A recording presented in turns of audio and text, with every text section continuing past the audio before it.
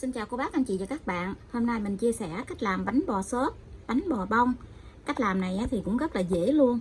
Cái bánh của mình nó xốp rất là ngon luôn á. Thơm quá chừng thơm luôn. Cô bác, anh chị và các bạn thích thì cùng vào bếp làm cho gia đình mình thưởng thức nha. Cách làm này dễ lắm.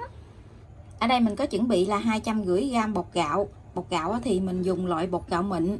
Để cho cái bánh của mình nó có cái độ xốp thì mình thêm là 70g bột mì. Bột mì này thì mình xài loại bột mì đa dụng. 100g đường, 400ml nước cốt dừa. Nước cốt dừa mình để trong cái nồi gì tí xíu nữa thì mình nấu nước đường lên để cho nó ấm á.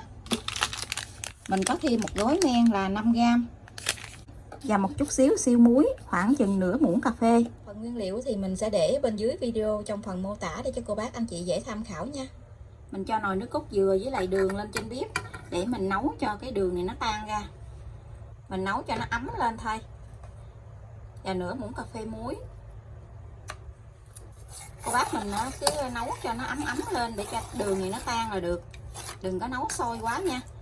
Nếu như mà nó nóng quá thì mình phải để cho nó nguội thì mình mới pha bột. Nó ấm lên gì là nó tan đường rồi nè. Vì là mình tắt bếp được rồi đó. Mình cứ khuấy gì là đường nó tan nè. Mình cho bột gạo với bột mì vào trong cái tô lớn.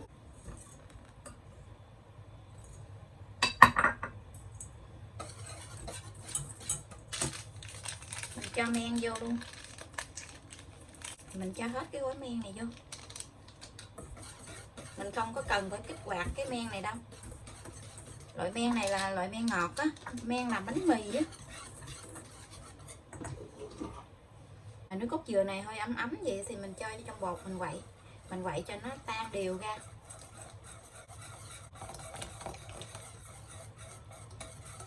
Làm bánh bò này thì mình không có cần phải nhồi bột gì trơn á, mình cứ khuấy lên cho cái bột này nó tan đều như vậy là được. Cách làm này dễ lắm, rất là dễ làm luôn. Phải trộn cho nó hết bột khô nha, đừng để cho nó vón cục.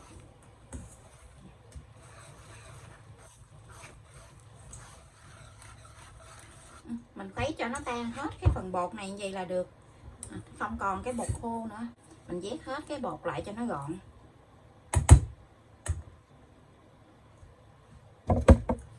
Mình lấy cái màng bọc thực phẩm mình đậy lại. Cái bột này thì mình sẽ đi ủ 1 tiếng rưỡi nha. Mình ủ cho cái phần bột này nó nở lên gấp đôi là được. Cái bột của mình đã 1 tiếng rưỡi rồi nè. Nó nở lên gấp đôi luôn. Thời tiết hôm nay nóng cho nên bột nó mau nở. Nó nổi sôi tim lên coi nè. Quá chừng luôn. Mình hấp trong cái khuôn này. Mình lót miếng giấy ở trong cái khuôn nè. Tí nữa mình lấy bánh ra cho nó dễ. Nước đã sôi rồi, bây giờ thì mình sẽ quậy bột này lên để mình đổ vào trong khuôn nha. Wow, bột thơm quá chừng luôn á. Bột rất là thơm luôn. Mình quậy lại. Mình quậy cho cái bột này nó đều lại á. Nó nở lên coi nè. Mình quậy xuống cái nó bể cái bọt khí á. Xẹp xuống liền. Mình trộn cho nó đều lại cái mình đã đổ vô trong khuôn. Mình đổ vô trong khuôn rồi thì mình đi hấp liền á. Cái khuôn này á, cái miếng giấy này nó hơi bự hơn cái khuôn á, mình lấy cái đũa mình đè xuống. Cái muỗng hơi bự mình lấy cái muỗng nhỏ đổ cho nó dễ.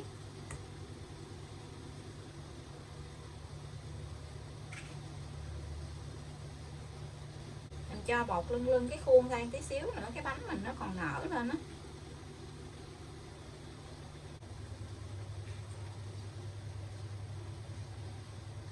Mình cho bột vào trong khuôn gì mình cho vào trong nồi để hấp luôn nha. Nồi nước đã sôi rồi. Cho cái dĩ vô. Mình đậy nắp lại mình hấp 15 phút nha. Cái bánh này nó nhỏ thì mình hấp 15 phút là vừa. Sau 15 phút rồi cái bánh của mình cũng đã chín rồi. Giờ nắp ra. Cái bánh của mình nó nhìn nó nổi lên rất là bự luôn nè ha. Nổi lên đầy cái khuôn luôn. Lấy cái dĩ này ra. Rồi tiếp tục thì mình sẽ đi hấp hết cái phần bột còn lại luôn. Cái bánh nó rất là thơm luôn á, coi nè, nhìn đẹp quá chừng luôn. Nhìn có cái khuôn miếng giấy này á, nhìn cái bánh nó đẹp quá chừng. Rồi mình lấy cái bánh này ra, cái khuôn này á, thì mình sẽ đi đổ bột vô mình hấp tiếp tục nha. Mình đổ trực tiếp vào trong khuôn á, thì mình sẽ đi thoa một lớp dầu ăn vào trong khuôn này nha.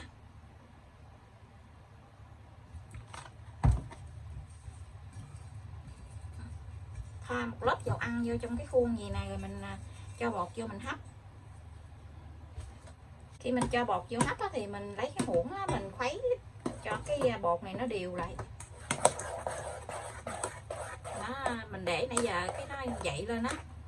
Nếu mà cô bác thích cái bánh nó nứt lên á thì mình đổ đầy. Gì thì mình cho vào trong nồi để hấp nha. Thời gian mình hấp cũng 15 phút luôn. Cái phần bột còn lại thì mình sẽ cho một tí xíu tinh chất lá dứa vô để mình làm cái màu lá dứa ha. Cho vài giọt lá dứa vô. Làm cái bánh màu lá dứa.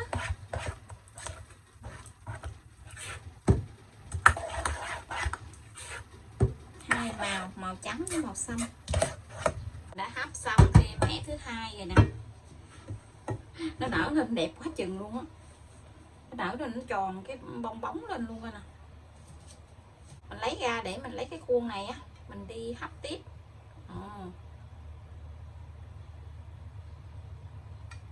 Nhìn ngon ghê ha.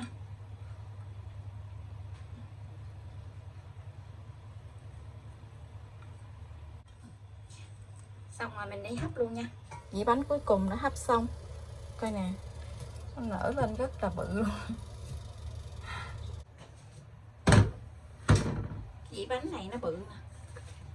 Tại còn dư bao nhiêu bột á, cái làm hết trơn luôn á, đổ vô hết luôn á.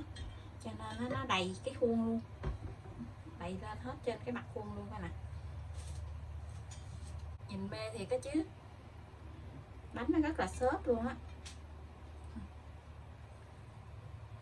Mình lấy mấy cái bánh nhỏ lúc nãy ra luôn nè. Nguội rồi.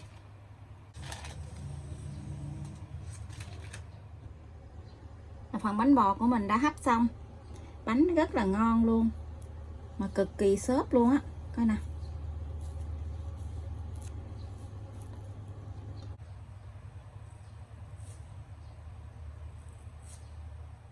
Mình thắng nước cốt dừa ăn chung rất là ngon luôn.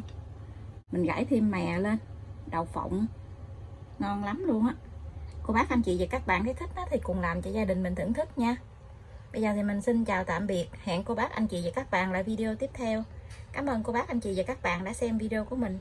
Xin chào và hẹn gặp lại.